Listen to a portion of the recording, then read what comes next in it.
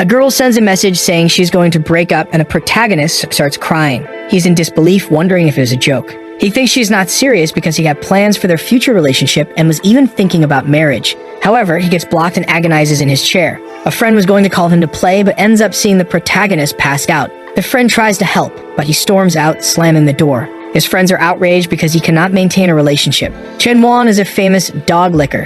He just follows girls around, spending money on them, and gets nowhere. He is outraged that after 3 years, he got nowhere with Chu Tong. The scene shifts to them talking and a group of people watch them. The protagonist begs for forgiveness and gives her a piglet plush toy, her favorite animal. People around them gossip that he had 4 jobs to support her. Chu Tong explains that everything is fine, but after some time thinking, she realized she wanted to get back with her ex. The protagonist knows her ex and calls him a jerk. He tells her to her face that her ex cheated on her and left her pregnant. Suddenly, a car appears and a guy calls her to get in. Chu Tong's ex does not like them talking and drives her off while she says that this way is better. At the convenience store, the protagonist is devastated. As a bootlicker, he thinks he will never have a relationship. But a system appears showing his information named Chen Yuan, with 230 Chinese coins and personal wealth and 1 strength point. However, it also shows another piece of information saying he has 90 billion Chinese coins to be a dog licker. He wonders what is happening. A girl approaches him, asking if something is wrong with him because he keeps staring at her chest. The protagonist looks at her and starts analyzing her stats.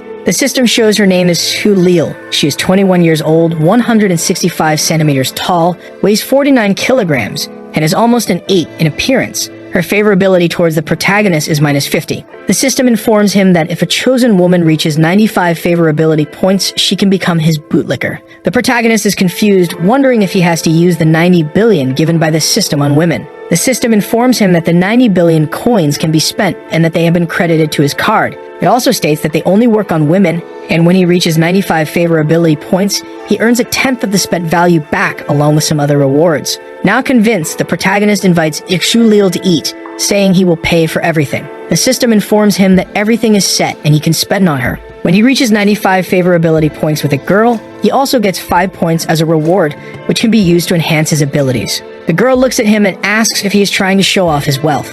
Xu Lil is unsure if he is trying to flirt with her and if he can succeed. The protagonist keeps staring at Xu Lil and remembers that she is very powerful since she made a guy spend more than 30,000 with just 3 words. He responds to her provocation, saying that if she does not test him, she will not find out. She then accepts and tells him to buy snacks for everyone in the class. Xu Lil looks down on him, thinking he dresses like a beggar and yet wants to flirt with her, so she will have to teach him a lesson. But the protagonist spends 50,000 without worry. A group of people who were speaking ill of him realize he is rich but does not dress like it. The protagonist tells her to relax, saying that amount is nothing to him. Not being a fool, he asks her to add him. Xu Lil is confused, wondering if he is a second-generation rich kid, implying he inherited everything and is a multimillionaire. She says she can add him, but he must go to a special place first. Let's see how I will deal with you, Xu Lil thinks. In front of a Gucci store. She says she is not a materialistic person, she just wants to be sure of his sincerity and actions. Given his clothing, the protagonist thinks he will be thrown out. But Chen Yuan tells Xu Lil is fine and she can buy whatever she wants. Entering the store, the protagonist sees his ex is accompanied. She and Junkai are talking about a bag she is trying on. Chu Tong notices the protagonist is not alone. Xu Lil asks the protagonist if that is his ex-girlfriend, saying it is not a good time for them to be there. He says there is no bad time, they arrived at the perfect moment. You still have that spring collection bag? Xu Lil asks. The store clerk responds they only have 1 unit left, but Chu Tong is trying it on. The protagonist's ex is confused and says she will show the difference between a loser and a junkai. Chu Tong tells Junkai that her birthday is coming up. He is confused, remembering that her birthday was recently. But she explains that the previous birthday was based on the lunar calendar and asks if he knows people also have birthdays based on the solar calendar. Don't you know that I don't like materialistic girls? You're not with me for money, right? Junkai responds. Chu Tong is speechless. After this conversation, Lil takes Chu Tong's bag, saying she will buy it since it seems Chu Tong doesn't have money. Using the protagonist's money, he gains 20 favorability points with Xu Lil. Swiping the card, he gains another 20, and as she smells the bag, he gains another 20. He is excited, thinking about how money improves things and that the bag made him gain 60 points. At this rate, he will quickly reach the top of her favorability. The problem is that if he reaches 95 favorability with her, without spending much, only buying those cheap bags, he won't get much money back. The store attendants seem confused, saying that some guys appear rich but don't like to spend on their girlfriends, while the poorly dressed protagonist is giving Xu Lil the best. Chu Tong is left humiliated on the floor while Xu Lil stands there, saying that a bag is like a boyfriend, it's good to hold on tightly. She looks at the protagonist thinking she can't lose him and gives him some compliments. Chutong, with tears in her eyes, bumps into him saying he has gone too far. Too far? Haha, Chutong, you still have a lot to suffer, the protagonist says. But with her aggressive move, the protagonist activated the system's second relationship. It begins to show her information. Name is Chutong, 21 years old, 163 centimeters tall, weighing 49 kilograms. She has a slightly higher rating than Seulil and has -10 favorability, with the same goal of 95 favorability. Are you relieved? Did I do a good job, didn't I? Where are we going now? Shulil says. The protagonist says the night is just starting and he has plenty of money, asking if she is satisfied with just one bag. And she starts grabbing everything she can, ending up full of bags. The protagonist gives the card. The store attendants say they will deliver to the address after the purchase is finalized. Ken Yuan keeps gaining favorability with Xulil, another 5 points. Swipes the card, another 5. Swipes the card, another 5. Xulil gets tired of buying clothes and doesn't even know where she will put all of it. Not enough space. Doesn't matter. I'll buy you a house, says the protagonist. But this made him lose some favorability. Xulil says they should take it easy since they have spent a lot. The protagonist understands he scared her, and that it's not normal for someone to buy a house for another person so quickly, even for a multimillionaire. Xulil, a junior at the Fine Arts College, 21 years old, 49 kilograms, and her favorite color is black, the protagonist says, implying he knows her well. He asks the store attendant if they have a card he can give to Xulil. She says they do. Then the protagonist asks to put 500,000 credits on the card for Xulil to spend whenever she wants. Chen Yuan gives the card as an apology for the misunderstanding. She blushes and feels happy. He whispers in her ear that if she can't resist, she should just give in to him. Oh, you bad boy, you're a bad boy, my god, Xulil says, and he gains another 30 favorability points. The store attendants go crazy over how attentive and caring he is with her. The protagonist says that having money makes it much easier to flirt with people. Xulil asks him if, even though he buys a lot for her, he doesn't buy clothes for himself. The protagonist says he doesn't have much money. Xulil, wanting to impress the protagonist, takes him to buy some clothes. She starts spending the 50,000 her father sent, paying for a haircut, some clothes, and sneakers. Xulil is impressed seeing the protagonist with a new haircut and sneakers, and he gains another 5 favorability points. Another 5, another 5. The protagonist asks if he did something wrong since he never spent money on himself before. She puts her hand on Chen Yuan's chin and says there's nothing wrong with him. She just thinks now they make a good couple. She thanks him, saying it was a very special day. Now Xulil has 68 favorability points. Back at the dormitory, his friends ask what he did all day and why he is all dressed up. Ken Yuan says he was on a date with Steulela. His friends give some advice reminding him that not long ago he was suffering over his ex, and now he is with Xulil. They suggest he stay away from her or he will end up very poor. The protagonist thanks them for the advice. Then he receives a notification from Chutong saying that if he hates her, it's best they delete each other's numbers. Chen Yuan looks at the phone thinking about how he will increase favorability with her since she wants him to delete her number, but he wants to earn money with her. Of course not, how could that be possible? You will always have a special place in my heart, the protagonist says, sending the message. She responds saying she is not with that guy because she wants to be, but because her mother is sick and needs 50,000 for medical procedures. Chutong is impressed, realizing she was only playing with him, and receives a notification of 50,000 that the protagonist sent. Shutong's friend asks who sent that money. She responds that it was her ex who sent it. Wait, Chen Yuan, didn't you dump him today? That loser is this rich. Chutong starts wondering if she made a mistake by leaving him. And even after he sent 50,000 to Chutong, he only gained 5 favorability points. She asks Chen Yuan several questions, such as what he meant by sending the money, where he got all that money, why Xulil was with him, why he didn't buy a bag for her, and if he might be a second-generation rich kid. The protagonist silences her after she sends 15 messages in a row and wonders if there's a more fun way to spend money on women. He finds a girl doing a live stream, but there are only a few minutes left until she closes. She gets frustrated and asks if anyone's going to send gifts or if she should end the live stream. The protagonist sees that he can send up to 1 million and thinks it's much better than buying bags. He starts a frenzy of sending multiple gifts. The girl thanks him for sending a rocket, but then 100 rockets appear on the girl's screen. The people in the live chat get angry, wondering who sent all the gifts. Ken Yuan realizes that someone with a lot of money gets a lot of attention and sends 900 more rockets, causing her phone to crash. At the company where the girl does her live streams, an employee informs the boss that something incredible happened. A guy spent 10 million on Xiaomi's live stream. The staff goes wild, unsure if the protagonist is laundering money through the site or if he is affiliated with the company. All the other girls doing live streams see the protagonist's nickname and are amazed that he spent 10 million on Xiaomi's live stream and try to send him messages in his DM. Chen Yuan just watches the messages come in. The girl who received the gifts wonders if it's all real, but then a guy with a sign comes over saying he needs to get the protagonist's contact information and will get a raise for it. The girl sends him a message thanking him for the gifts. She asks if he is still in the live chat since she is about to close. But Chen Yuan had gone to sleep after spending money all day. The next morning, his friends are looking at news online about a guy who spent 10 million on a girl's live stream. And the guys are discussing what they would do if they had that kind of money. The protagonist realizes he spent all that money and didn't create any kind of relationship with her. So he opens TikTok and sees a bunch of girls sending him messages. One girl says she is 28 years old and divorced, asking if he wants to meet her. She is frustrated since the protagonist doesn't respond to her messages, inviting him to her studio and saying she's waiting for him. He isn't very excited about these messages since he doesn't gain any favorability. His friends are still discussing the amount of money and getting ready to go out. The protagonist asks his friends where they are going without him, and they respond that they are going to see the goddess Zhao Yuki and are going early because they want to see her up close. His friends ask if he had forgotten because normally he runs ahead just to be there from the moment she arrives until she leaves. A system shows her information. Her name is Zhao Yuki. She is the beauty of Hunan campus, the vice president of the student council, and the dream of all the students.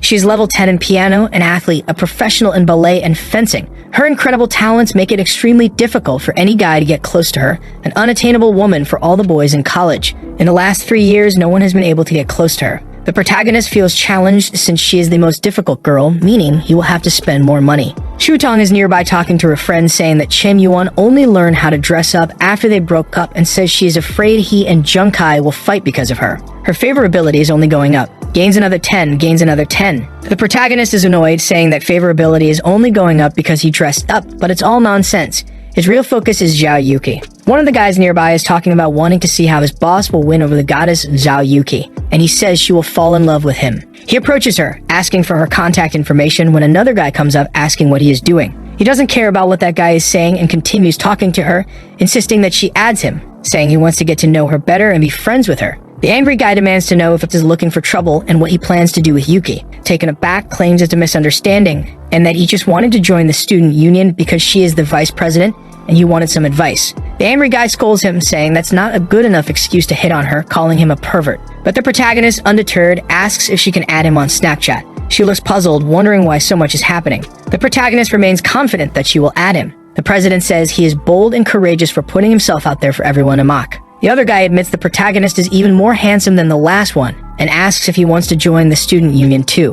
The protagonist replies no, he doesn't care about the student union. The guy is confused why he wants UP's snap. Ken Yuan says he just wants to pursue her. Students from another class watch, noting another guy trying to talk to her, but at least the protagonist is bold. Zhao Yuki decides to give him her contact information. Shupang's friend asks what's going on between them. I like beautiful women. Why should I hide that? Sometimes the simplest approach is the most effective. But one doesn't like being pursued, says the protagonist. It shows that he has formed a bootlicker relationship with her, but with zero favorability. He is happy but confused since she gave her contact to someone with zero favorability. Outside the class, his friends say he nailed it by getting Yuki's contact since he used to seem like a bootlicker and now looks confident. One of the protagonist's friends jokes that if he gets close to the president, he will have to introduce them to her friends. The protagonist doubts he will manage to talk to her, saying they are exaggerating since she is the most beautiful girl on campus. A guy behind him yells, calling him a loser, but admitting he has good sense, revealing himself as the one who tried to hit on her and got rejected. Ken Yuan says he is the most professional of all and that the protagonist has much to learn from him. The guy starts mocking him, saying he is proud for nothing since he only got her number and asks if Chen Yuan knows him. But the protagonist just laughs in his face. Then Su Lil appears, asking why Chen Yuan took so long and saying she's been waiting for him for a long time. Everyone is shocked that Su Lil, known for rejecting all kinds of guys, was waiting for this guy. The protagonist invites Xu Lil to eat as an apology for making her wait. Chu Lil asks if she looks pretty in the clothes he bought her. Meanwhile, Chu Tong, very angry, listens nearby. The protagonist replies that no girl looks pretty just because of clothes. The couple walks off, everyone watching them. The rejected guy says he doesn't understand, he was just one step behind the protagonist. But he stops complaining when he sees Chu Tong nearby, asking who that girl was. Chu Lil hands him a drawing she made of him, saying she stayed up all night drawing, and if he throws it away, she will never forgive him. The protagonist says it's the first time since he was born that he's received a gift from a girl, and she asks if he liked it. He stares at her and asks if all this is just a game to keep him. Chu Lil wonders if he liked the drawing as he doesn't seem very happy. He asks if she will give him better gifts in the future than just drawings. She gets angry and asks for the drawing back. He says he won't return it and will keep it as a family heirloom. The The protagonist tells her he likes her more as a person than any gifts she could give. She is impressed by how good he is at flirting. Another 5 favorability points. The protagonist thinks she wants him to become her pet, but he plans to use her to make more money. A guy interrupts asking if Xu isn't going to do her nails, who the protagonist is, and if he is rich. The protagonist thinks this guy is another of Xu bootlickers, noting that this happens often. Xu says she doesn't know who he is and that he doesn't control her. The protagonist steps forward, introduces himself, and asks the guy's name and how long he has been following Xu. The guy responds that his name is Yang Yu. He's from the arts department and has been following her for 6 months. The protagonist tells him that it's nonsense and shares his own story about being replaced by a girl he followed for 3 years, working 4 jobs, eating just bread every day, only to be replaced by a guy with a Mercedes-Benz. Yang Yu doesn't understand why he is sharing this story. The protagonist tries to motivate him, saying that people who turn their backs on you become motivation for personal development, and asks why a real man can't have a wife. He tells Yang Yu to go back to his dormitory and make her regret her decision. Yang Yu is so inspired that he starts crying. Even Xu wonders what is happening and why Yang Yu is crying. She awkwardly says that he is just a friend. The protagonist says he doesn't care about her past and points out that she doesn't respect him or herself. He tears up the drawing and tells her she can use the card he gave her, but he doesn't want to see her until she sorts out her relationships. The protagonist wants to see how she will handle this situation,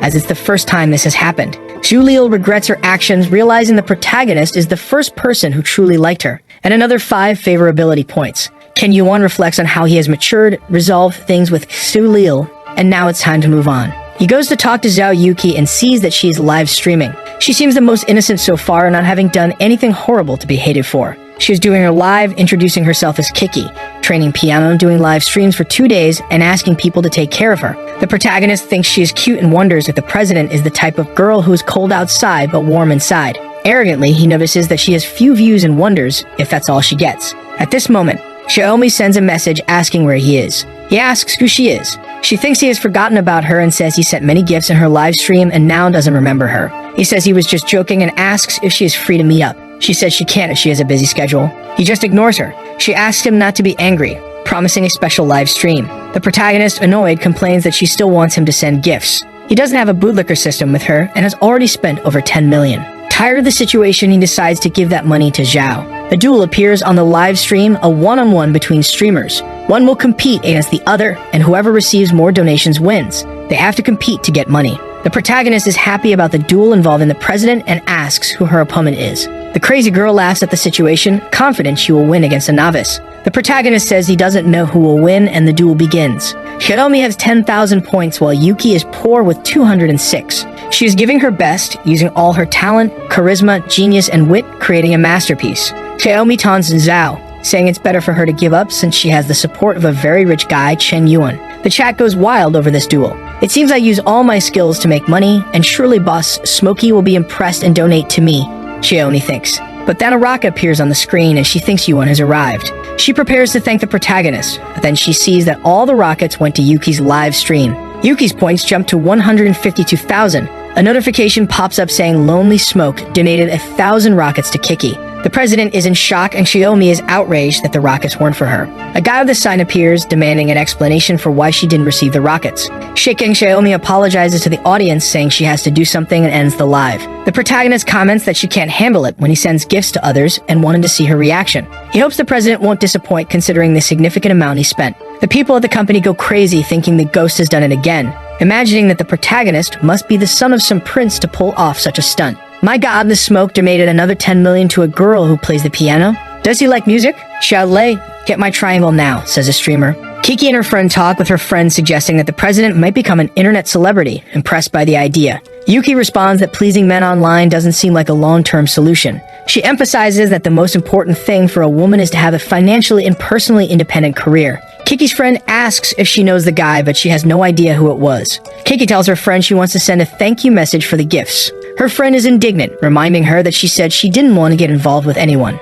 Then she exclaims, saying maybe she knows the guy, thinking he must be the son of someone very wealthy. She speculates that he must be extremely talented and raised in an extremely rich family, but prefers to live an ordinary life, thus finding a common girl and deciding to like her as a common man. She explains to her friend, saying it must be that. Her friend dismisses it, saying she's been watching too many dramas. Kiki imagines how difficult his life must be, pretending to be an ordinary guy. Her friend tells her to go to sleep, saying it's late, but Kiki really wants to thank Chen. The protagonist looks at his phone and sees a message from a girl asking if he's free to eat, and he says he wants to eat his favorite dish, crayfish. She agrees and says she'll meet him at the school gate in the afternoon. She didn't ask where I got the money for the gifts, just invited me to dinner. I want to see what she's up to, he thinks, staring at his phone. The next morning, the protagonist arrives at school on his scooter. A guy standing by a Mercedes asks if he's waiting for someone. The protagonist asks if he is waiting for someone too. The guy says he's waiting for his girlfriend. Then the pianist arrives and the guy tells the protagonist not to look too much because to win over someone like her, you need to work hard and have a lot of money or he will take all the beautiful girls. Kiki sees the protagonist and imagines him as a hero on a motorcycle. She runs towards him. The guy thinks, "Ha, you think you can get into my car?" But then she goes to the protagonist's scooter and the guy is stunned. He wonders what's the point of having so much money. They ride off on the scooter and she imagines herself as his fiancé. They arrive at the restaurant. They order some spicy crayfish. The dish arrives and they think it must be wonderful. The protagonist romantically arranges the table for her. She thinks he hasn't forgotten how to be a gentleman even with the opportunity to go to expensive restaurants, giving off a noble family vibe and being disciplined. The protagonist is eating the small crayfish and she comments that it must be the smallest crayfish she has eaten. Kiki is impressed that Chen Yuan is eating with her, thinking he wants to live a peaceful life without much worry, and says he is as gentle as a flower. The protagonist wonders why he suddenly gained another 10 favorability points. Then Kiki offers to feed him, saying she peeled the crayfish for him. Just as he is about to eat, someone arrives. It's Shutong again, wondering if she saw Kiki feeding Chen Yuan the crayfish. She turns to her boyfriend and says the place is crowded and suggests they find a better spot. But the guy asks if the restaurant is crowded or full of familiar faces, saying he doesn't mind eating in a crowded place. Shutong's boyfriend walks up to the protagonist's table and throws $500 at him, saying it's for him to get up so they can sit there. What the hell does he think? Does he think this is cool? The protagonist wonders. The guy throws more money, telling him to leave quickly and asking if he wants more. Kiki, holding her bag in anger, looks furious. The protagonist sees Kiki is upset, thinking it's because of the guy. She is stressed, wondering where this guy came from to ruin their perfect date. The guy pulls out more Monopoly money, saying he has much more to make him leave. A staff member offers to take the money and find them a table. This only angers Chudong's boyfriend more, saying he wants to eat at that table. Then someone hits him with a handbag. A previously unknown woman pretends it was an accident. Angry, Chen is confused about what's happening. The blonde guy seems to know the woman and calls her by name, Chakim. He asks what she's doing there. She angrily says that if she wasn't there, she wouldn't have caught him cheating, already cursing him. The guy says she's misunderstanding and that he can't cheat on her since she's everything to him. Ken's admirers are just watching. Pulls the blonde's hair, blaming her for using her body to seduce him. The girl cries, saying he invited her and lied about being single. The guy says she's making up stories and slaps her face. She collapses on the floor, devastated. He moves to slap her head, but his hand is stopped. Hitting a woman, huh? You really enjoy embarrassing yourself, don't you? The protagonist says, and Lonely Smoke gains another 20 favorability points. Kutong says the protagonist really loves her. The protagonist keeps gaining favorability, another 20 favorability points with Chutong. The second target of the bootlicker system reached over 95 points. The system congratulates Chen Yuan, saying he successfully reversed the bootlicker situation. It shows that Chen Yuan spent 50,000 on the second target and informs him that he will receive 5,000 in return. Shutong has been converted into the protagonist's bootlicker and he gains 20 strength points. Chen Yuan allocates 10 points to strength and 10 points to fitness. He flexes his arm and the blonde guy demands that Chen let go of his arm and grabs a bottle, threatening to kill him. Chen stares and says the guy is annoying, then punches the bottle and the guy, sending him flying. The guy falls to the ground looking defeated and Chen says that depending on a woman is not shameful, but hitting a woman while doing so makes one despicable. The blonde is biting his lips, clutching a balloon popper. The girl at Chen Yuan is nervous, urging him to end it quickly. Shutong's boyfriend charges at the protagonist, but thanks to his new points, Chen dodges quickly, causing the blonde guy to hit his elbow and collapse to the ground. Everyone eating in the food court is nervous. The blonde guy is on the ground, foaming at the mouth. Chen walks away with his hand in his pocket, the young girl beside him. Shutong, now a bootlicker, watches and clings to Chen's leg, begging for forgiveness and a second chance. Cold and calculating, Chen reminds her of the guy who ran over 10 kilometers with her on his back at 3 a.m. to take her to the hospital, the one who saved money for half a year to buy her a phone, only for her to ignore it because it wasn't the latest model, and the one who, despite knowing all her unnecessary vanity, always thought of her as a good person. He tells her that all those guys are dead. Outside, talking with the president, he apologizes for everything that happened. She says calling her president is too formal, and that he can call her Kiki. She says it didn't bother her, and that she saw a different side of someone. She thinks Chen Yuan is more intriguing the more she gets to know him, imagining that he will bring countless surprises to her. Arriving home, Shutong is crying, soaked from the rain. Her friend asks why she didn't use an umbrella. Chutong is too nervous to speak coherently. Her friend then asks if it was the protagonist, saying she heard he gave 10 million to Zhao in her live stream. She says Chen Yuan may not look like it, but he is very rich. What? More than 10 million? Where? Did you hear this? Is it true? Chutong asks. Yes, Zhao's classmates spread the news to everyone, her friend replies. She can't believe what her friend is saying. She screams Chen Yuan's name for everyone to hear. In the room, the protagonist's friends are playing mobile League of Legends. They ask how he's so good, winning 18 matches in a row. The protagonist hadn't imagined that adding 20 attribute points would make him so good at online games. A guy with a cool hairstyle suggests that with this talent, he could become a streamer, earning millions and getting some hype. He is amazed at the power the attribute points have given him. Looking at himself, he wonders who will benefit from his body next. At the door, his friends shout for him to come out. His phone is ringing. Chen Yuan wonders what tactics she will use to manipulate him now. The protagonist answers the phone, but he is cold. Hello, Miss Xu Liu. Is there something you need to inform me about? The protagonist answers. She starts crying, saying she doesn't know what to do. It shows her in an abandoned room full of Chen Yuan's purchases. She asks to borrow 500,000 from him. Zhu Liu says her family was once prosperous, but now they're stuck in debt, unable to pay off the interest, making no progress, and just needing to clear the debts. The protagonist only asks two things: what she wants and to send the account details. She is shocked, thinking he wouldn't send the money. She quickly sends the account information. The protagonist sends 5 million. She says he mistakenly deposited 5 million. He says he must have pressed an extra zero and that she can keep the money. She screams in gratitude, and then it keeps coming more. Her favorability keeps increasing. Xu Liu screams with happiness, cry.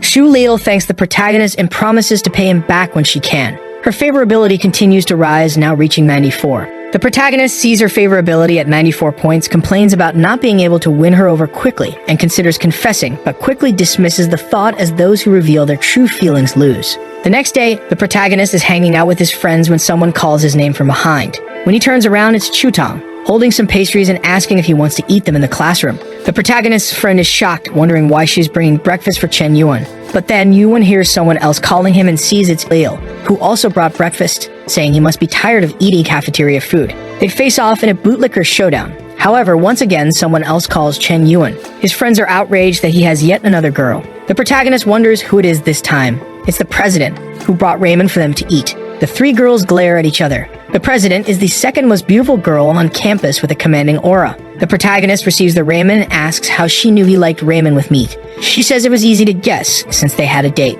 Chen Yuan isn't even trying to seduce anymore, he just wants to see who can seduce him better. The protagonist says that President Zhao easily wins since she understands his tastes. Setting a subtle jab to the other bootlickers, Kiki says she wouldn't deliver breakfast without knowing his preferences, and that if someone doesn't pay attention to such details, he doesn't like them. After saying this, it felt like she had delivered a spinning punch to the other two, then she gives him a gift to show her gratitude. The protagonist is impressed. It's the new iPhone. All of his friends are stunned to see the latest generation phone. One of the protagonist's friends says that seeing the girls giving gifts to Chen Yuan is worse than losing his own father. The girls say she was very generous to give a 10,000 item. The protagonist tells Kiki that she didn't need to. She replies that he spent much more on her, and it's the thought that counts since she doesn't have much money. In the next scene, Chutong is desolate, wondering how hard it is to win back Chen Yuan. A few days later, there are now many competitors. Zhu Liu calls Chutong to talk in a private place, but Chutong is very angry, blaming her for everything that is happening. Xu Liu approaches and suggests they form an alliance to face Yuki.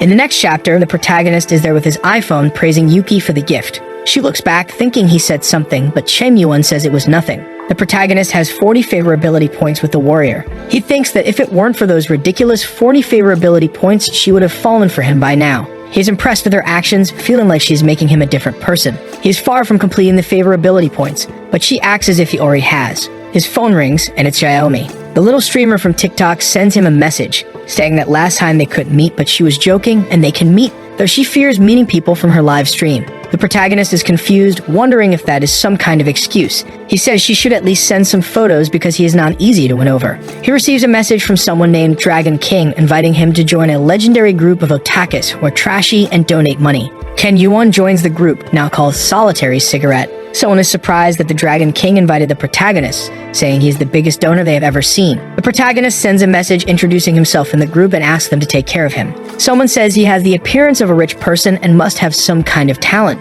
Another person says they have a business and asks if he wants to participate. Chen Yuan: these rich kids want to test me. Fine, I'll play with you, he thinks. Yes, sure. I can help you. Let's talk. Message me privately, the protagonist says. Hey, Big Cigarette, I have an insane villa for sale. Are you interested? Another person asks. The protagonist asks where the villa is, and the person sends the address. The protagonist says the villa is in the Anku district, and a house there is worth $1 million. He plans to buy an apartment and will go check it out in the coming days. Inside the mansion, a bald guy asks if the protagonist is really considering buying it, and if Chen Yuan really has money since he thinks he doesn't exist. The protagonist receives the address and wonders how much favorability he would gain if he gives this villa to her.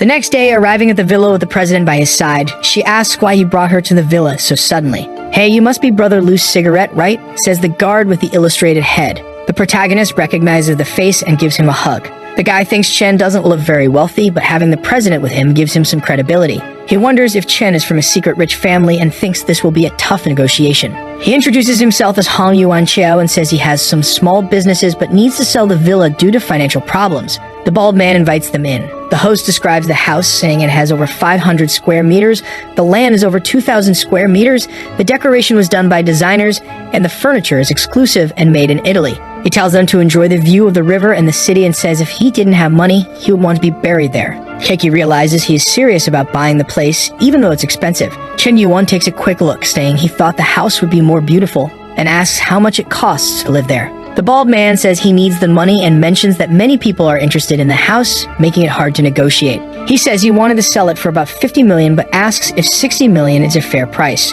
Ken Yuan lets out a The man wonders if the price is too high for him, and thinks it's hard to fool the son of a noble. The protagonist says he didn't expect it to be so cheap. Everyone in the room is impressed by the protagonist's response. The bald man thinks he should have asked for more, like 70 or 80 million. The protagonist asks Kiki if they should buy the house. Kiki is surprised but says she doesn't care if he buys it or not. He gets close to her and says he's buying this house for her. The bald man is shocked, never imagining he would buy the house for the president. Kiki stands there like a statue, stunned, saying 60 million is too much. She imagines Chen Yuan locking her in the basement, tying her up. She apologizes, saying she can't accept such a gift. The protagonist takes her hand, asking her to listen to him. He explains that there's a restriction on the number of properties he can own, and he has several houses. He was thinking of transferring this one to her name. That way, she will have her own house. She imagines doing crazy things with him. The protagonist whispers, asking if she thinks relationships are important, saying everything he has is also hers. Getting another 10 favorability points, another 10, another 10. He reaches 90, just 5 more to go.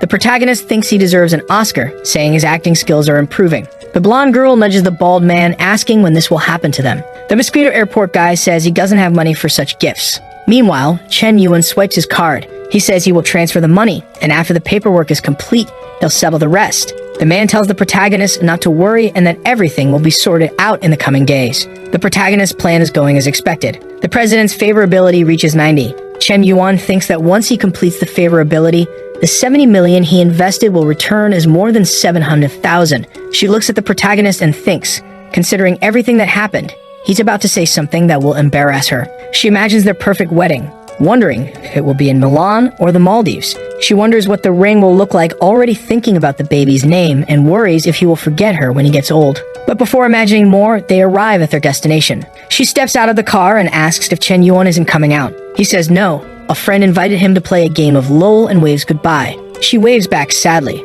She feels indignant, expecting more than just a goodbye. Chen Yuan arrives at the internet cafe greeting his friends. They complain he took too long, saying they started a match without him. His friends hurry him to register and play with them as they are losing. The protagonist notices Xu Lil is there and is impressed. She explains that her father owns several internet cafes and this one was recently opened. She is there to attract more customers. She thanks him, saying her family's debts are finally paid off. Xu Lil tells him to stay where he is because she will get him a drink and a card with unlimited credit to play at the internet cafe. Ken Yuan says it's unnecessary, but something explodes behind him. 2 guys appear, one looks like a movie character. He asks Xu Lil if she is Lao Shu's daughter and when her father will pay the debt. Xu Lil, looking disheveled, says her father paid the 5 million debt and asks what they want. The guy says 5 million was just the beginning, that there are still 15 million in interest. She says it's a scam and threatens to call the police. The guy grabs Xu Lil by the wrist, telling her to be quiet and that if she doesn't want to pay the 15 million, they will take her. He says that after 1 or 2 years, she would pay off the debt working at his nightclub. The protagonist pulls her arm away, telling the guy to stop if he wants to leave alive. Xu Lil goes crazy. The thug says the protagonist doesn't know what he's getting into and orders his men to kill him. Then chaos ensues with some guys wielding cake cutters and others using their bare hands. The protagonist lands a sneaker kick on the thug's chin. His friends are impressed, saying it looks like a cyclone kick. The scene changes to the thugs running away to avoid getting beaten. The casino representative says if they see them on the street, there will be no more talking. With 95 favorability, Chazulil throws herself into the protagonist's arms. The system congratulates him for getting another person to 95 favorability points and informs him that he spent 5.3 million, so he will earn 530,000. A notification appears. Su Leil has successfully been transformed into your loyal bootlicker. Ken Yuan is hugging her, but Chutom is watching in the background. However, he is only concerned about where to allocate the attribute points he received. The chest-only trainer arrives, stressed, calling Su Leil a traitor for wanting to form an alliance and now hugging the protagonist. The protagonist watches, but grows tired just watching and asks the system to allocate all points to strength and agility. Everyone wonders where he went, but he simply disappeared. Ken Yuan is calmly walking around the college campus, saying he has already gained points from Chutong and Texu Leil, and that only President Zhao is important. Since there's only one president, the protagonist says he needs more girls. Someone approaches, tapping him on the back, asking if he can move aside as the track team needs that area and it would be good if he didn't stay there. Ken Yuan says she is bold but sincere. The protagonist asks for her contact information, but someone else said she is already in a relationship and advises him to leave if he doesn't want trouble. Ken Yuan stares, wondering if he has seen that guy before. He has a flashback and remembers that this thug was beating him up and tells him to look at himself before criticizing others and asks why he was chasing after Xiaoyu. Remembering everything, he says it's easy to find old enemies. The protagonist activates the system on the guy's girlfriend. The system shows her information, stating her name is He Jiaying. She is 19 years old, 1.69 meters tall, weighs 50 kilograms, and has an appearance rating of 8.2. Her current favorability is -5. Considering the difficulty, the system will grant more attribute enhancement points. Ken Yuan celebrates, saying he can get 22 points. The jealous guy is in line for the race. People wonder who that guy is in the last lane, saying they have never seen him run. The race starts and the guy runs, saying it's too easy, and he must be racing ants. But he doesn't realize the protagonist is passing him at flash speed, leaving only smoke. Ken Yuan asks Liang to watch as the protagonist will win in the sport he trained for his whole life. The guy, almost exploding with rage, asks if Chen Yuan is underestimating him. He doesn't realize, but the protagonist glaps him entirely, wondering how this is possible. The protagonist mocks the guy, saying he trained for a decade only to lose to a week's worth of favorability points. The crowd goes wild, everyone impressed that in 15 seconds, he is on his 5th lap. Chen Yuan arrives happily at the finish line. The most loyal girl in all of China is impressed that Liang lost. The announcer says something incredible is happening before their eyes, a new champion who will break any existing records. A muscular professor approaches the protagonist, saying Chen Yuan has extraordinary abilities and asks if he wants to join the track team, promising that with a little more training he can reach the national championship. The humiliated guy asks if the spot wasn't already his. The protagonist mocks Liang, asking if the spot was his, saying it isn't anymore. The last romantic girl in China imagines that the protagonist is a professional runner. With that, she gains 5 favorability points. The loser approaches and asks if she was thinking about something else. She says no, she was just worried about him. Another 5 favorability points and another 5 favorability points. Kiki is back in her room asking where she was. She asks if she didn't know that the protagonist bought her house. She is shocked by the news and asks if he really bought a house for her. She explains that she was busy visiting the house with him and that it cost 60 million in Anku. Her friend wonders how a president can be so lucky and yet so naive. She picks up her phone and sees something happening on the forums, calling Kiki to see it too. The rumor says that Chen Yuan from Ri University is a human trash, involved in multiple relationships simultaneously, and the two of them look at each other. Ken Yuan wonders if he really was trash, saying he was just spending money, and that it's all slander. 3 cheese puff eaters are celebrating that they are going to ruin the protagonist's reputation. A guy appears behind them, asking what they were doing. The 3 are startled and say that the protagonist has been too arrogant, and they are trying to teach him a lesson. The race loser also sees the news about the protagonist and wonders if he isn't the guy from the race. Now that he has the protagonist's name, he remembers beating him up when they were younger. He says they went to the same high school, saying the protagonist was crazy since childhood and has a lot of information about him. The loser says he used to cling to and annoy the girls. The 3 boys put him in a chair, asking more questions, wanting more details about the protagonist to post and ruin his reputation. Liang says that after winning that race, the protagonist thinks he will get away with it, but he will change how people think about him, saying even the coach won't want to help him, calling him the trash of the university. The news says he is the biggest trash there and that he is involved in relationships with multiple women, always objectifying them, and warns to be careful with him. One guy adds that the girls he got involved with didn't do so voluntarily. They say he bothered the girls so much that even their grade averages dropped. Everyone seeing this says they never imagined that about him. The girls are in shock. In the president's office, he takes the guy's phone and says the protagonist can't stay at the university, but he will personally investigate Chen Yuan and have him expelled. In the next chapter, someone says that Chen Yuan is a very special person, imagining that the protagonist can't see a girl suffering without wanting to spend all of his money to help. Kicking the Joker, "Hey you trash, I hate men who hit women." Whenever night falls, he transforms into a black knight. With strong punches, he ends all evil. A mysterious and powerful man protecting the city of desire and sin, and the one who said this was none other than President Kiki. She says that to her, the protagonist is a hero. The guys ask if calling him a hero isn't an exaggeration and ask where she got that from. Kitty says it's her intuition. The guys wonder if they can trust her testimony. The guy helping the president says she is the vice president of the student council, a bit quirky, but trustworthy. The president frowns, saying he doesn't want to know and asks them to question other people. The president says no one better than him can be in that place. Now they go to talk to Chutong. "Hello girl, we have some questions about a classmate of yours. His name is Chen Yuan, please come with us," said the interviewer. Shutong says he is too good, but she wasn't enough for him.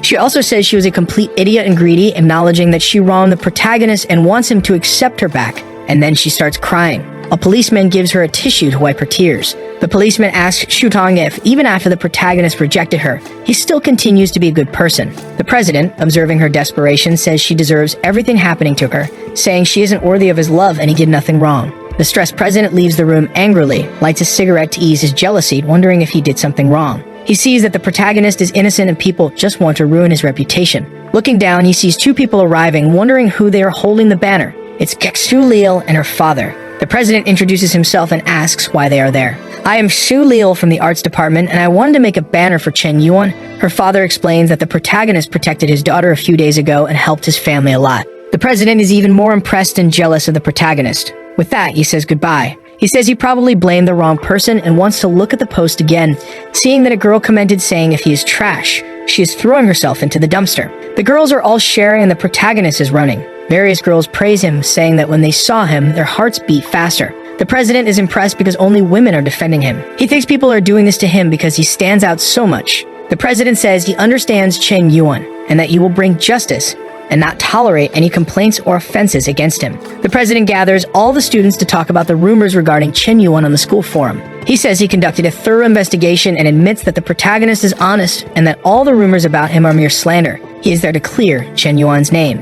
The president gives a notice that the protagonist is willing to help everyone, mentioning that Chen Yuan has protected many people and doesn't like to take credit, hence keeping it a secret. He heaps praises on Chen Yuan and, almost crying, presents him with an award for people who positively contribute to society, advising all students to learn from their classmate. The protagonist wonders what is happening, saying he doesn't understand anything and why he is receiving this certificate if it was for protecting someone. Liang wonders what is going on, cursing the president since the protagonist's reputation was supposed to be destroyed, saying he should be in Chen Yuan's place. He notices his girlfriend is making some compliments about the protagonist, and the favorability rises. Another 10, another 10. The meeting ends and everyone is leaving. She asks if he's gone mad or isn't feeling well and why he is so jealous of the protagonist. She says she has genuine admiration for her classmate. Even after helping so many people, Chen Yuan doesn't care about fame or wealth. She brings up him winning the race against Liang and yet not wanting to join the track team, saying this act is a sign of incredible people. He grabs her wrist forcefully. She tells him to shut up and let go, saying he's hurting her.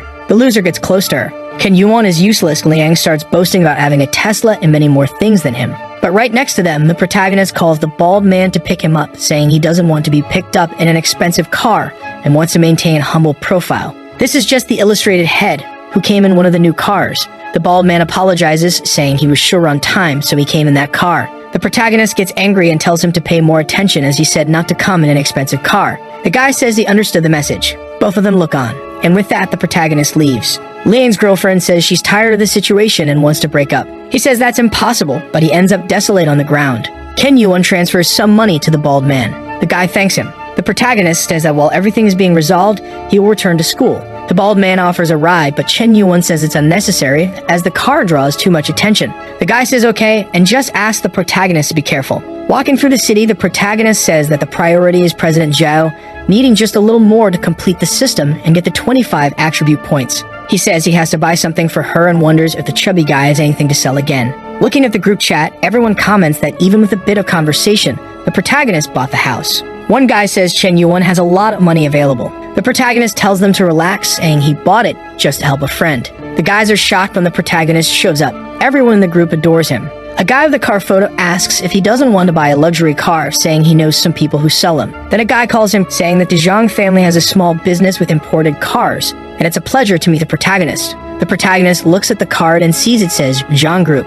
Chen Yuan imagines that his family has a giant industry and that he must be a second-generation rich kid. He tells Zhang that managing such a big car business at his age is impressive. The guy says he thought the protagonist was older, considering he bought that house. They chat, and from a distance, two girls wonder who Chen Yuan is, thinking he must be the son of some wealthy family, given that manager Zhang received him, but they dismiss him, thinking they have no chance with him. The manager doesn't want to brag, but says he has the store with the largest collection of luxury cars in the city, saying the protagonist can ask for any car he wants. The protagonist thinks of the legendary car and says he wants a Bugatti Chiron. The guy thinks Chen Yuan must be joking as there are very few units. The protagonist says he doesn't have it, and Zhang feels embarrassed. Chen Yuan asks if they have a Lamborghini Veneno. Zhang responds that they do not. The protagonist asks if they have a Pagani Huayra. Zhang replies that they don't have that either. The salesperson is sweating profusely, saying that Chen Yuan is rooming the place. The manager explains that the vehicles they have for sale range from 2 to 8 million, and the cars the protagonist wants are a bit out of that range. The protagonist is disappointed, saying he expected more from Zhang, who claimed to have luxury cars. Zhang thinks the protagonist must be joking since he bought a house at that price, but it seems he wants a car of similar value. The manager says they don't have the cars he wants, but they do have a Ferrari LaFerrari that he should take a look at. He mentions it is one of Ferrari's rarest cars, with a V12 engine producing 800 horsepower, dual transmission, and it goes from 0 to 100 kilometers / in under 3 seconds, costing only 22 million. He asks for the protagonist's opinion on the car. Chen Yuan says that Ferraris aren't considered very expensive but not cheap either, and that it might be the perfect gift for President Zhao. The protagonist says if the price is above 20 million, the deal is done. Chen Yuan commends Zhang for his effort and says he wants to swipe the card right away. He asks if the car can be delivered to Riverside Villa, Community Number 1. The guy sweating nervously says he can arrange that. Chen Yuan receives a call from Liu Wenji, shouting in his ear. In the next chapter, one of the protagonist's friends says that on his birthday, his girlfriend Jiojia said she was getting her nails done with a friend, but he grew suspicious since she had been out for a long time. It started to rain and he knew she hadn't taken an umbrella, so in a chivalrous act, he went to give her one. But what he saw at that moment would break anyone's heart. He saw her cheating on him in the rain. He tells the protagonist that his heart won't stop hurting since they had a 3-year relationship and he was already planning the wedding to meet her parents. Chen Yuan says it's okay, and that he has drunk 8 bottles, so it's better to take a break. But the heartbroken guy wants to know how to win her back.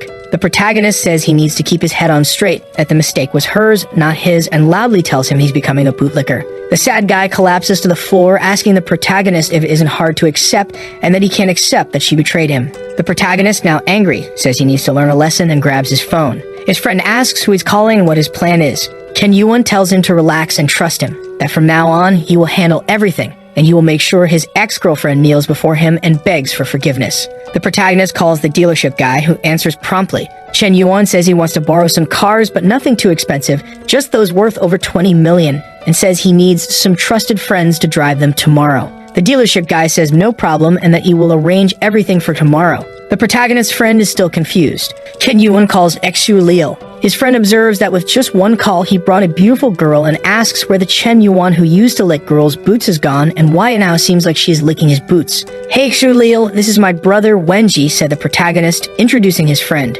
She is confused, thinking the protagonist called her just to introduce a friend, but she thinks a bit more and creates an idea that maybe he wants her to meet his close friends. But the protagonist quickly responds that it has nothing to do with that and that he just needs her help with a little prank that will happen. The next day, the protagonist's friend shows up looking gangster. Xu Liu clings to his arm, saying he scared her, that the car he bought for her almost hit someone. The protagonist's friend is all nervous and says that if she had hit him, there would be no problem as they could just buy another, stammering a few times. Chen Yuan's friend's ex-girlfriend wonders how he transformed into that guy looking like a second-generation rich kid. She asks if Wenji came there just to show off. He says someone there was barking, stuttering nervously. The ex, pissed, asks what he's doing, asking if he doesn't know she knows his family. She admits her mistake, but says he's being shameless, acting that way. In the car, another friend says that the woman understood everything. The brothers are about to step onto the stage, and the show is about to begin, said the protagonist. Several guys arrive in Ferraris. A guy with white hair steps out and asks Wenji if everything is okay and if he recognizes him.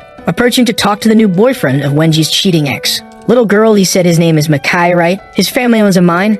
This guy is always a liar, pretending he has something to impress girls. And you think what? That he's a second-generation rich kid. Wake up to reality, ma'am, said the white-haired guy. The guy caught cheating with Wenji's ex asks the white-haired guy to let him go. The white-haired guy says that these guys' tactics never change and that they only manage to fool innocent girls, adding that Wenji's ex is already lost. The girl, now furious at being deceived, goes after the guy she cheated on Wenji with. Wenji just watches and tells everyone to leave, but his ex clings to his leg, begging him not to leave her behind, saying it's not that she only likes luxury, but she's just afraid of poverty and asking for another chance. Wenji tells her not to call him by that name and that this is the last time they will see each other, asking her never to contact him again. The guy takes a look around, seeing everyone talking. He tries to leave but bumps into the protagonist's chest. Ken Yuan asks if he wants to flee, but only if he takes 100 slaps. At the bar, everyone driving the Ferreras celebrates finally meeting the famous Mr. Yuan. The protagonist says they don't need to do that and thanks everyone for their help. The guys tell Loose Cigarette that it's all good because he's a friend of Chef Zhang and he doesn't need to be formal with them. The white-haired guy asks if he isn't the guy from the streaming platform News and says he has a request. The protagonist asks what this favor is. The guys are staring at each other. The white-haired guy says he has a favorite streamer, but is out of money and asks if Chen Yuan can give a little help. The protagonist, thinking the guys are trying to see how much money the protagonist has. The dealership guy tells the protagonist not to worry, saying it was just a joke, and looks at the white-haired guy, saying if he wants to hit on a girl, he should handle it himself. Loose Cigarette slams his glass on the table. The guys imagine he didn't like the joke. The protagonist says the joke was too mild for him because it's just about sending gifts. He says he'll go to the bathroom, leaving his phone on the table for the guy to spend as much as he wants. The guy takes the phone, indignant that he's being allowed to use it freely, trusting a stranger to spend his money. Chen Yuan thanks him, knowing there's no money in the account to pay for all the drinks, but knows the guy can send gifts at will. The protagonist goes to relieve himself. The guy looks around, imagining a dragon against a chick, and mutters, good kid. Coming out of the bathroom, Chen Yuan sees everyone gathered, wondering what's happening. My God, 1004, 1006, damn man, everyone around the table says. The protagonist arrives at the table, asking why they're acting like that. The white-haired guy gets nervous and returns the phone. The protagonist calls him weak because he spent only 20 million while he was in the bathroom. The guys go crazy, wondering if he has more money than a bank. The protagonist is indignant that he only spent 13 million and says not even 20 million is much, saying he'll spend 60 million. The guy grabs his hand, saying it's enough spending. She won't be comfortable with all that money. The dealership guy arrives and tells the white-haired guy that he couldn't win and proposes a toast to Chief Yuan. The guy starts the toast. Honorable Chief Yan, from now on, I follow your leadership. The onlookers wonder who the guy in the middle of the circle is. They say the white-haired guy is quite rich, but he seems to be getting involved with the protagonist. Chen Yuan's phone rings. He takes a look, bidding farewell to the group. The blue-haired guy realizes the protagonist's plan and says he's running away because he doesn't want to pay the bill, but another guy calls him crazy and asks if he didn't see the money spent in front of them, and the guy just agrees. The message was from the little streamer saying she's in town and can't wait to meet him. The protagonist says he's free tomorrow and sends her some kisses. Chen Yuan gives a stare and says that after a long time, he will reap the rewards of his kindness. Arriving, she thinks it will just be a date and that with her charm, she won't have any problems. The next chapter starts with a huge message. It's from Chutong, saying they can start over, and that she imagined them traveling the world, tasting all the dishes, but when she woke up, she saw she was alone and asked for his forgiveness. The protagonist went there, blocked and deleted her contact because of his date with a little streamer. The girl asks what he was doing, but Chen Yuan says it was nothing important and asks what she was talking about. She remembers the boss scolding her, saying he spends more than all her fans in a day, and even if she has to strip and put him to sleep, she must capture him. The little streamer thinks that even with her beautiful face, he seems indifferent to her and is disheartened that she can't win over. She tries to seduce him with her charm, asking him how he got so rich at such a young age. However, the system sends a message saying her favorability is too high and it's unable to connect. The protagonist realizes he needs to lower her favorability first and wonders what to do. He starts doing disgusting things to lower her favorability to create the connection, like putting his feet on the table. He tells her he's just an unemployed guy who got lucky. She's outraged that he doesn't work but has money to spend. The protagonist says he only uses his father's money and that they are going bankrupt, owing millions to the banks. He says he arranged this meeting to see if he could get back the money he gave her because he spent too much. She is disgusted when he doesn't wash his hands after picking his nose, but at least the protagonist's plan is working, as he loses 20 favorability points. She can't take it anymore and asks why he asked her out if he's poor, saying that asking for gifts back shows he's not an honorable person. Lose 20, lose 20, lose 20. She says she must have been crazy to agree to go out with a loser like him. The little streamer calls someone, saying she met the protagonist and he keeps bothering her, thinking he might be a stalker. The protagonist is dismayed to find such a dishonest woman, calling her shameless for changing her demeanor so quickly. A guy bursts through the door, asking who's bothering his woman. She runs to him, saying she was scared to death of the pervert Chen Yuan. The guy ignores her and approaches. "Brother Yuan, you're here too," said a Shopee protagonist. The guy is impressed to meet Chen Yuan, saying it's an honor to know him. She is confused, not understanding why Mr. Yuan is being so polite to him. The guy is one of the richest second-generation heirs, owning several industries in the area. He slams the table, calling her stupid, saying she's bothering one of the most important men, calling him poor. She wonders why he's doing this, thinking the protagonist was testing her sincerity and realizing she messed up big time. The little streamer knows she needs to win him back and starts apologizing, begging for his forgiveness. With that, the system connects with her. The protagonist takes a look and says it's fine, that she's just a young, inexperienced girl.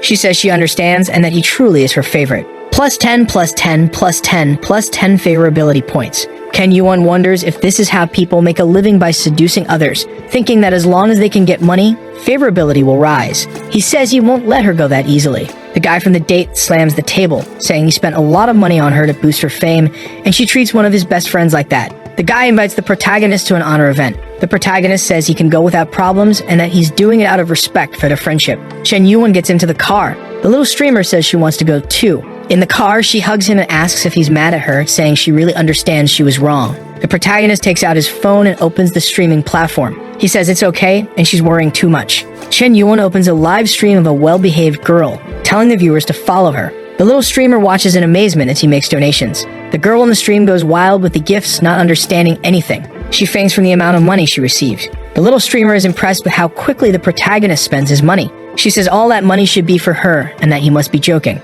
Plus 30 favorability points. The girl says she wishes his fingers were tapping the screen, but her body instead, and he gains another 30 favorability points. He watches, saying she's crazy for enjoying watching him humiliate her by giving money to others. Arriving at the location, the guy welcomes the protagonist, saying it's the most reputable private restaurant in the city, only accessible with a special membership invitation, and it has 3 important features. The protagonist is confused about the 3 important features, guessing impressive food, a unique setting, but can't figure out the last one. The guy is impressed he guessed 2 and says he wouldn't be able to guess the 3rd. Chen Yuan sees the president playing her instrument, and the guy says that's the 3rd point, the chef's daughter, Zhao Yuki. She stands up, and they exchange confused glances. She sees the little streamer clinging to the protagonist's arm, and he loses 5 favorability points as she breaks her instrument, sad and tearful. The protagonist sees her run away, complaining that he was so close to a counterattack and wondering if he can take advantage of the situation and fix everything at once. He throws her against the wall, and she says he's a big idiot for playing with her feelings. Chen Yuan says he can't lose this chance, that if he lets her go, he doesn't know how he'll fix it later.